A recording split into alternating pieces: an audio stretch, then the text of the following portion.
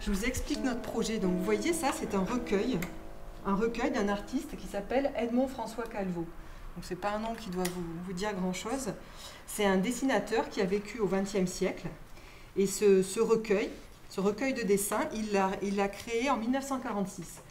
Un petit peu avant, mais le livre a été publié sous forme d'album pour enfants en 1946.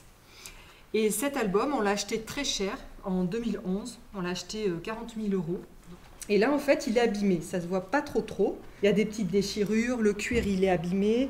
Il y a de la colle, en fait, sur les textes. Vous voyez que c'est des pavés de texte qui ont été collés sur les dessins. Et la colle, elle est agressive, c'est-à-dire qu'elle attaque le papier. Donc, il ne faut pas le laisser comme ça, parce que pendant quelques années encore, le recueil, il va rester tel quel. Et puis, petit à petit, il va commencer à se déchirer, à se plier. Et puis, on ne pourra plus rattraper toutes les déchirures. Et ça sera trop tard, il sera irrémédiablement abîmé. D'accord ? Donc, on a décidé de le faire restaurer. Seulement, là encore, ça coûte très, très cher. Vous avez une idée de combien ça peut coûter ? Restaurer la reliure et les dessins. 50 000. Non, alors un petit peu moins. Mais t'es pas loin. 10 000. Ah, plus. 40 000. T'es pas loin. 36. Exactement. 36 000 €. Pile poil. Enfin, tout pile. Donc, vous voyez que c'est presque aussi cher, en fait, que l'acquisition du recueil. Donc, c'est des sommes très, très importantes. Et le musée, actuellement, n'a pas les moyens. Nous, on a un budget, pour vous donner une idée, un budget de 40 000 € d'acquisition par an. C'est-à-dire qu'on a 40 000 € pour acheter des bandes dessinées qui coûtent, ça vous paraît énorme, mais en fait, par rapport au marché de l'art, les bandes dessinées coûtent de plus en plus cher. Et c'est pas une somme énorme. Oui, que tout le monde voit peut-être. Il pourrait s'asseoir devant. Oui, ben si. Ça vous va si ça va. Vous vous rendez compte, ça date de 1900 à 1945, on va dire, à la fin de la Seconde Guerre mondiale. Il l'a dessiné, vous avez vu les couleurs comme elles sont conservées. C'est très vif. Hein. Alors c'est de l'encre de Chine, de l'aquarelle et des gouaches. Ça se voit qu'il y a beaucoup plus de texte, quoi. Parce que dans les autres BD, enfin dans les nouvelles, on va dire, bah il y a beaucoup moins de texte. Tu trouves? Oui. Surtout c'est dans des bulles. Oui, c'était dans des bulles en plus. C'est entre la bande dessinée et l'album de contes, on va dire. On peut penser un peu l'histoire, c'est qu'il y a eu une production de chimie dans un garage et tous les objets d'un garage se sont transformés en personnes vivantes. Ah, ça c'est intéressant. C'est très intéressant. Tu vois, moi, je n'aurais pas pensé. En fait, c'est simplement que le Edmond François Calveau, il a décidé de donner vie à tous ces personnages. Les objets, c'est comment dire, c'est inorganique, ça bouge pas, c'est pas vivant. Les tables, les chaises, ça bouge pas si on les fait pas bouger.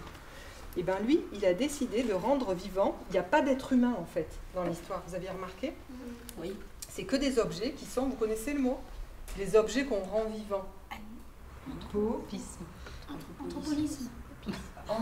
On dit ils sont anthropomorphisés. Ah oui. D'accord? Morphe, c'est les traits. Anthropo et anthropique, c'est l'homme, c'est tout ce qui concerne l'homme. C'est vraiment la caractéristique du livre. Même le feu est humain. D'accord? Vous connaissez d'autres histoires comme ça? Je vous pose la question, je ne sais pas, dans les livres que vous pouvez lire, vous connaissez d'autres histoires ou des romans qui ont cette caractéristique-là? Ça vous fait penser à quelque chose d'autre? Ça fait vraiment penser au Mickey. À Mickey, ça te fait penser? D'accord. Mickey, il y a l'épisode où il est un sorcier, et là il y a les balais qui les vivent, tout C'est est vrai. vivant. C'est vrai, ça me fait penser au dessin animé de Walt Disney en fait. Dans Fourmise aussi, c'est des animaux qui parlent et ils ont un roi et tout. D'accord. Ils vivent, c'est comme si c'était des êtres humains. Oui. D'accord. Là, ça rejoint un petit peu, je trouve que ça rejoint ce principe-là. On met en scène, souvent c'est une manière de montrer des défauts humains. On met en scène des animaux, de vrais animaux qui parlent comme les humains, ou alors des objets qui sont des objets mais qui sont anthropomorphisés, et ça permet de montrer des travers de la société en fait. Ça vous rappelle plein de choses. Juste une question, est-ce que ça ne vous fait pas penser à quelqu'un d'autre? Justement, on en a parlé sur le final, sur la dernière planche ou la dernière case. C'est ça que Est-ce vous demandez qu'il y a tout à l'heure. un petit clin d'œil à quelqu'un? Observez. Enfin, nous, de loin, c'est flagrant. Ouais. Je ne sais pas si de près, vous voyez la même chose que nous. Tout à l'heure, je vous parlais d'Albert Uderzo. Je vous ai dit qu'il avait été fortement influencé par Edmond François Calveau. Et il y a quelque chose qu'on retrouve dans une des histoires d'Uderzo et qu'on trouve ici. Astérix, à la fin, il y a tout le temps un bruit. C'est ça. Et il y a quelqu'un qui veut toujours jouer de la musique. Ah oui, et qui n'arrive jamais. avec ça. C'est ça, il part. Voilà, C'est ça, à chaque fois qu'il joue, il s'accroche à un arbre. voilà. Comment il s'appelle, vous en souvenez?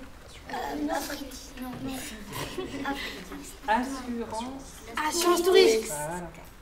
Donc vous voyez comment il peut y avoir, comment un dessinateur peut en influencer un autre. Ça va? Ça vous a plu? Oui.